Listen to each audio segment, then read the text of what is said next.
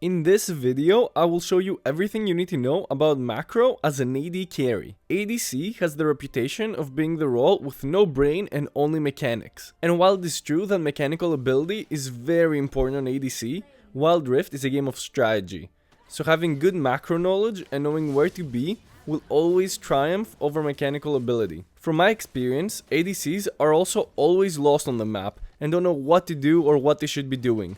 So please send this video to your ADC friends to help them out. First, let's understand what your role is. You're playing ADC, you rely on items to do damage, and you die very easily. So your goal is to collect as many resources as you can, as much gold as possible, and as safely as possible. Let's start off with the laning phase. As an ADC, you have a lane partner, your support. You need to play with your support to win the lane. Like it or not, the supports are the ones that need to enable you in the early game for fights. So often you will lose in the early game because of support gap. But it doesn't mean that you can't impact the early game in a different way. As long as you play your role consistently well, you will win games. As an ADC, you have an extremely important role in the early game. You are the one managing the wave. In the same way that your support enables you in getting control of the lane and trading, you enable them by getting favorable lane states by manipulating the wave. So here's what you need to know. Pushing the wave gives you lane priority, so when you want to free up your support and let them roam, or you want to rotate to Skullcrab, an invade, or an objective, push the wave to get lane priority so that you can rotate first while the enemy ADC is stuck farming the wave under their turret. You also want to push the wave if you're setting up a dive with your jungler or mid laner. If you have a stronger all-in 2v2, you need to hold the wave near your turret so the enemies have to overextend to farm.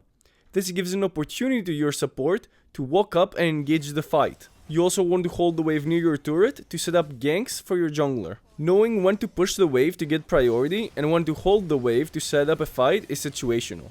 It depends on matchups and game states. It's an important decision-making skill that you will develop by actively thinking about your lane and matchup.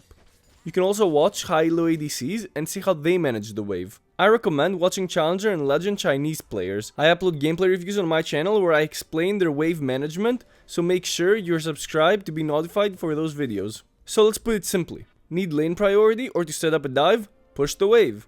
Want to wall in the enemies or are setting up a gank? Hold the wave near your turret. Don't know which one you're supposed to do?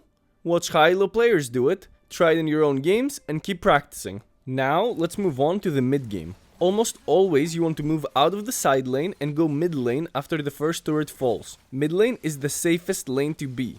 And like we talked about at the beginning of the video, you need to be safe with ADC. Mid lane is the shortest lane, your team's vision will usually be around mid lane, and your jungler and support can always be in close range to you. Your support and jungler want to roam the map in the mid game, so it's easier to babysit you in the mid lane where they're in the middle of the map and can roam everywhere the quickest. Your mid game macro is very simple as ADC. Push out the mid wave, gather resources, and make sure you are nearby for when the fights are about to happen and to siege turrets. However, in lower reloads, the game is a lot more messy than what I'm describing. Your team will often come mid lane, steal your precious resources, instead of getting their own farm in the jungle or the side lanes. However, what that allows you to do is get very fed very quick by doing their jobs. You can look to farm in the jungle and the side lanes whenever possible.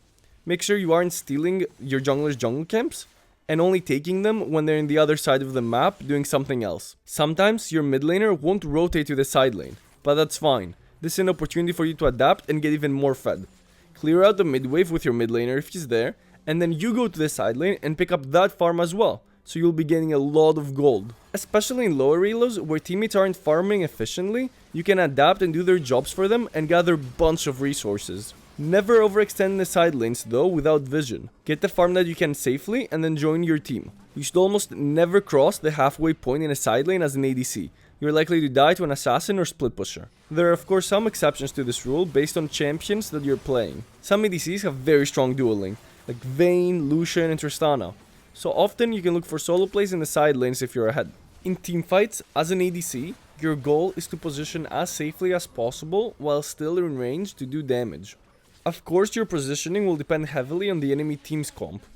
The important thing to keep in mind as an ADC when preparing for a teamfight is to actively think about the enemy champion abilities and which ones are the biggest threat to you. For example, if the enemy team has a Fizz, you need to constantly be aware of his ultimate. If they have a Blitzcrank, you need to make sure you're not getting hit by his grab. If they have a Malphite, make sure you're not constantly sticking to your team and enabling him to get 5-man ultimates off. So constantly think about what can kill you and position accordingly. If you enjoyed this video and learned something new, please leave a like and subscribe for more Wild Rift content.